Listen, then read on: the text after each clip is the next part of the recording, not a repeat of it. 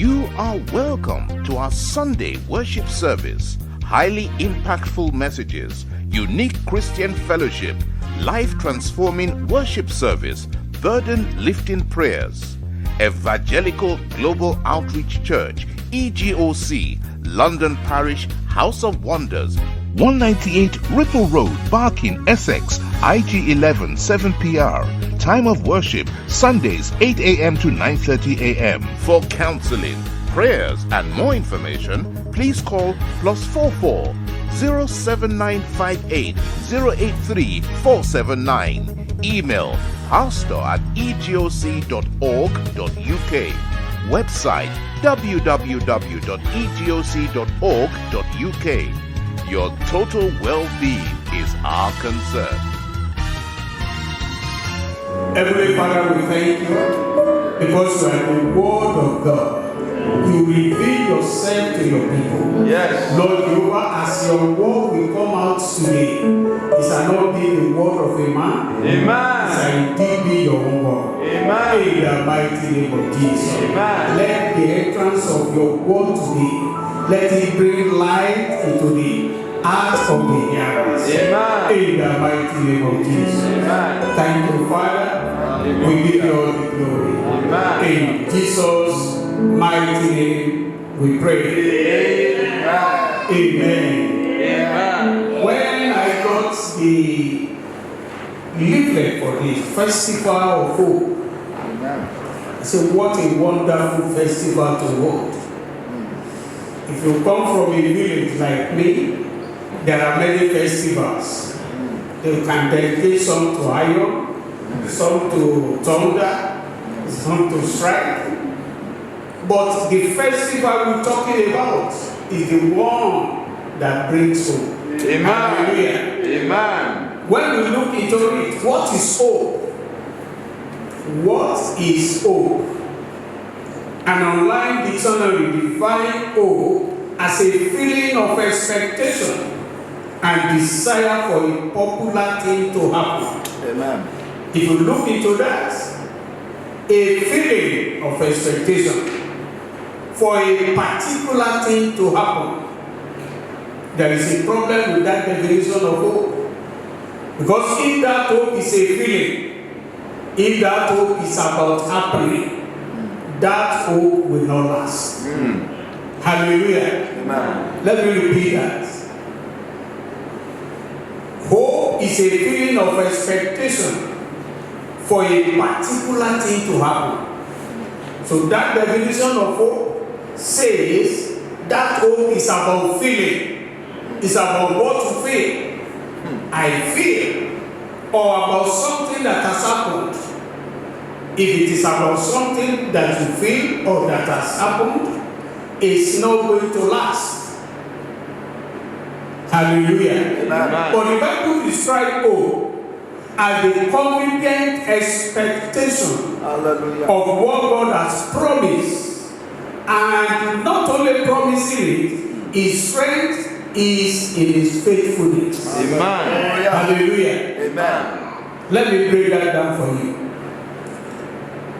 Confident expectation of what God has promised to do. God has promised restoration. Amen. At the beginning of this year, God gave his word to EGOC that this is your year of restoration. Amen. That is the great promise of God. And this is the confident one that we have in him. It's a confident expectation of what he has promised. And it is backed up by his faithfulness. Amen. What do we mean by that? God can never fail. Amen. God can never say, I don't mean it anymore. Because the economy has changed. Because the prime minister has changed. We have to devise another way for that thing I promise you to be fulfilled. No. God's promises are backed up with his faithfulness. Amen. Hallelujah. Amen. Hallelujah. Amen. And when you have that, this is the hope that lasts. And this is the only hope that cannot be cut short. Hallelujah. Hallelujah. Amen. Proverbs 23:18 says, you will be rewarded for this. Your hope or your expectation will not be disappointed. Amen. And it shall not be cut off. Amen. In the mighty name of Jesus. Amen. In the mighty name of Jesus. Amen. So what I brought for you today, the title is The Hope of Restoration. Amen. The hope of restoration. God has already promised it. We are looking forward to it. Because we know His word will not fail. We know that this hope will be fulfilled. Amen. That's why Proverbs 23:18 says, that hope will not be cut short. Amen. Whatever you are hoping in God for, I declare today, those who are on the line and those who are here with us, your hope will not be cut short. Amen. In the mighty name of Jesus. Amen. In the mighty name of Jesus. Amen. So I take my passage from your team this year. Joel chapter 2 verse 25. And I'm going to look at that in 3 versions of the Bible. I read first from the Message Bible. It says, I will make up for the years of the locust. I will make up for the years of the locust. The great locust devastation. Locust savage, locust deadly, fierce locust, locust of doom. that great locust invasion which I sent your way. What I want you to look and hope onto there is that God is promising in this year of your restoration. He said, I will make up.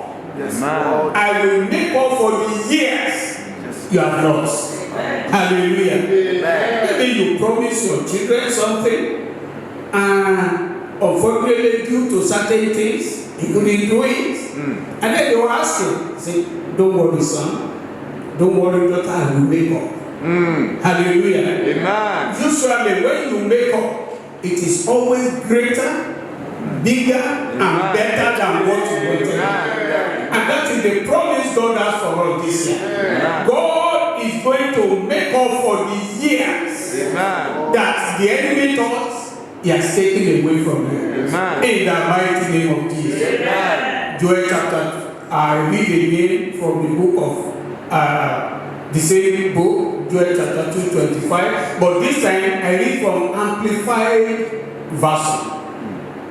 The Amplified Version says, and I will compensate you for the year that the swarming locust has eaten, the creeping locust, the sweeping locust, and the crawling locust, my great army, which I sent among you. Hallelujah. I was so thrilled and happy for God today when I came in and I got these leaflets, and I see here that this is your year, or my year rather, my year of restoration and divine compensation. Hallelujah. God is backing that up for you today. He says, I will compensate you for the years that the enemy thought he has taken away. I want you to be rest assured that this is your year of compensation. Again, as when God says, I will make up, when you are compensated for something, it is going to be better, it's going to be bigger, and it's going to come with celebration. I can see you celebrating this year. I can see God compensating you, giving you more than what you deserve. Hallelujah. Amen. And finally, I look at New King James Version, and it says, for I will restore to you the years that the swarming locust has eaten. I will restore to you. I will restore to you. When you talk about restoration, you are talking about something that you legally possess. It is your entitlement. You had it. There is no argument about it. But the powers that be, because they thought they are more powerful than you, because they thought they had their way, they took it away. Hallelujah. Amen. And suddenly, a bigger power, a better power, a power that nobody can stand. Hallelujah. Just come to say, yeah, because this is your year of restoration. Because this is your year of compensation. I am ready to make up for you. That which has been taken away, I will take it.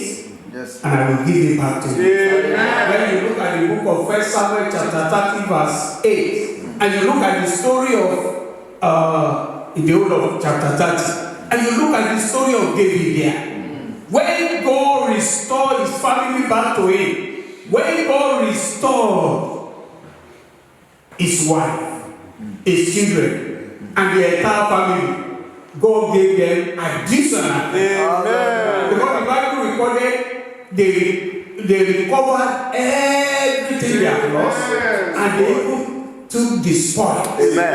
Additionally, I declare in the mighty name of Jesus, and the Lord has given his word this year. This shall be your year of restoration.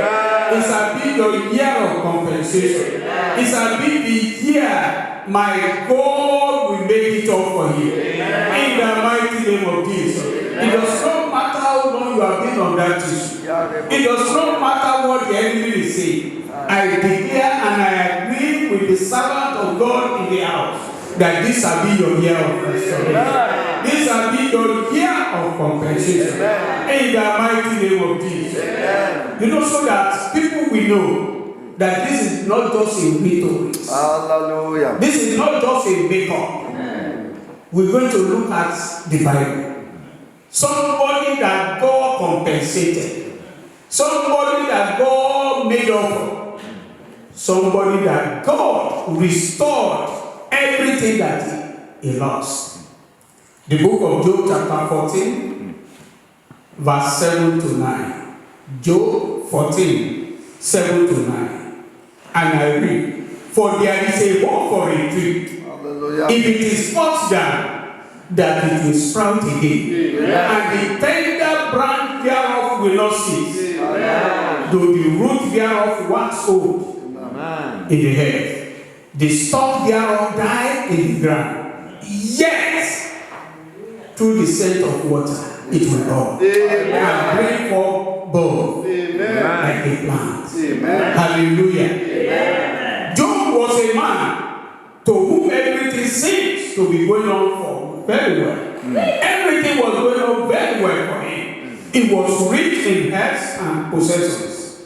He had children, and he even had a very good relationship with God, to the extent that God boasted about him to the enemy. God said to Satan, have you noticed my friend Job? There is no one quite like him, honest and true to his word, totally devoted to God and hating him. Job has a very good relationship with God. God can boast about him. God called him my friend Job, because he is the man, or is a man of his word. That's God's statement about him. Hallelujah. It's not human-based statement. So you can understand his relationship with God. However, Job's good standing with God did not insulate him from being attacked by the enemy. He lost everything in one day. Only one day. That one day made a big difference in his life. I declare that a difference you are going to have, the one day difference you are going to have from today, it shall be a difference of good. It shall be a difference of good testimony. In the mighty name of Jesus. Job lost everything in one day. Everything he has ever worked for, irrespective of his standing with God, his friendship with God. Hallelujah. There are a lot of debates. whether this man is actually a man. But the word of God will not say, if it's not a man living, he actually lived, he actually experienced this. If you read the book of Job from beginning to the end, you will know that this is a testimony of a man's life. Hallelujah. Amen. So you may have suffered adverse challenges or changes in your fortune gradually or suddenly, as in the case of Job. And it may seem as if your visions, your dreams, your achievements, and aspirations have been cut short. Let me prescribe to you this morning. Proverbs 23:18. You will be rewarded. Amen. And your hope and your expectation will not be disappointed. Amen. Or cut off. Amen. In the mighty name of Jesus. Amen. So Job in his travails had this to say. When he went through everything, that's when he stated that statement in the book of Job, chapter 14, 7 to 9. Where we read earlier on. He said, there is a hope for a tree that is cut down. Hallelujah. There is a hope for a tree that is cut down. And where is that hope? Where is that hope? The hope is verse 9. He said, yet through the scent of water, it will burn. He just cut it down. There is no milk, there is no crop. But you have not uprooted it. The root is still having contact with water in the ground. And therefore, when it is in dry season, it will burn. Hallelujah. I remember I came to this country in the month of March. And when I came, I was coming from a bigger village. I come from a village, so I was coming from a bigger village which they call a state capital in the north. And when I got here, I saw a lot of trees. They were all dried up. And the first thing that came to my mind is, this is firewood. This beautiful, why did they allow this thing? Cut it down and make firewood. Hallelujah. Amen. But before I know, we got to the month of April, as you can see from outside there. And the things that I thought was dead, the tree that I thought is a firewood, they started burning. Flowers begin to come up. Before I know it, it became a big tree that I know what a tree should look like. Hallelujah. There is restoration for you. Don't build it. He said there is hope. Because that tree has not been uprooted. These words were not just blind words of faith, but Job knew his God. How did he say that? He knew his God. That's why he said that. And I will just give you 2 points, and then we'll round up. He knew his God. Number one, Job knew that Christ in him was the hope of his glory. Amen. He knows that he has nothing to do with the people around him, whatever counsel they gave him. Remember Job chapter 1 verse 8, where God says, he is his friend. Who is your friend? In the day of calamity, who do you go to? Who do you trust? Maybe the person you are saying, this is my best friend. If we ask the person, will he say you are his best friend? Maybe the other person has another person as his best friend.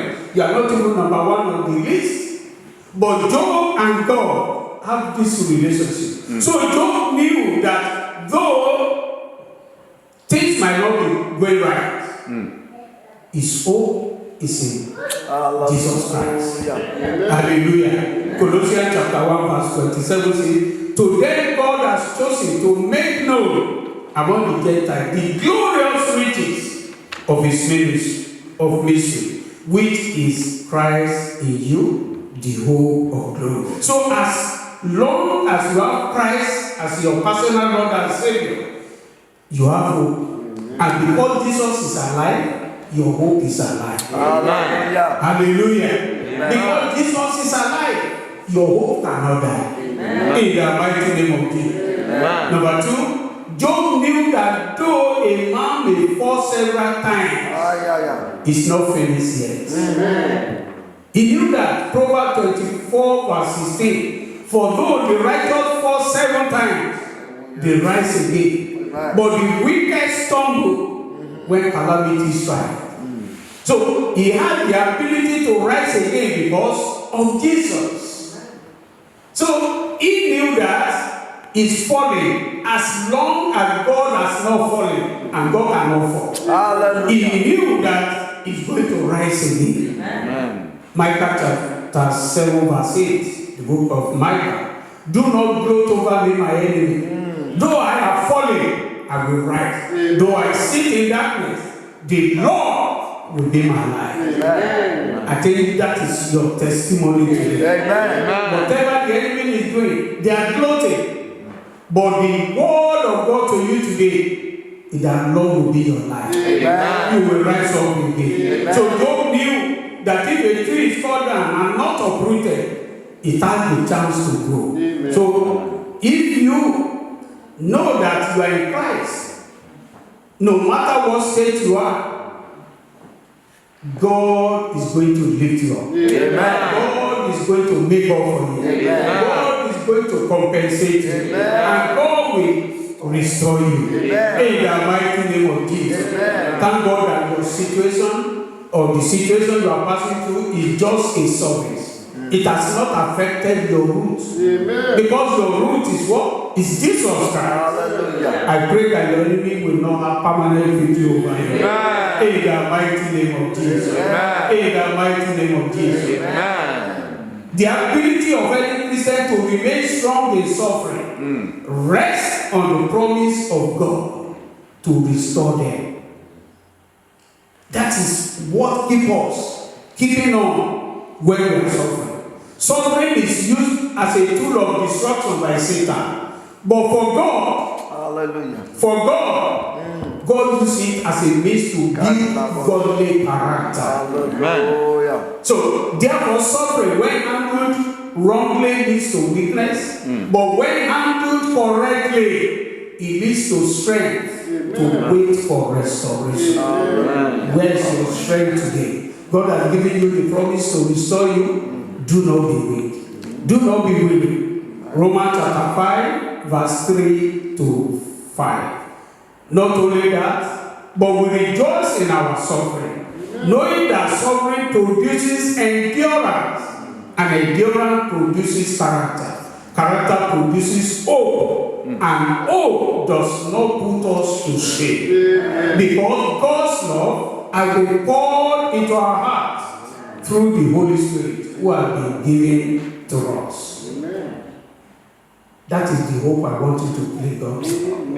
We are not denying the fact that you may be suffering, I may be suffering, but it's a suffering of hope. We know there is going to be an end. There is going to be an end. In the mighty name of Jesus. Therefore, in this year of your compensation and restoration, I declare that in the mighty name of Jesus, you will not be put to shame. Your hope will not be consumed. In the mighty name of Jesus. In the mighty name of Jesus. Your roots in Jesus Christ will not run dry. In the mighty name of Jesus. Thank you, Father. Thank you, Lord. We give you all the glory. You are welcome to our Sunday worship service. Highly impactful messages, unique Christian fellowship, life-transforming worship service, burden-lifting prayers. Evangelical Global Outreach Church, EGOC, London Parish, House of Wonders, 198 Ripple Road, Barking, Essex, IG 11 7PR. Time of worship, Sundays 8 a.m. to 9:30 a.m. For counseling, prayers, and more information, please call +44 07958 083 479. Email pastor@egoc.org.uk. Website www.egoc.org.uk. Your total well-being is our concern.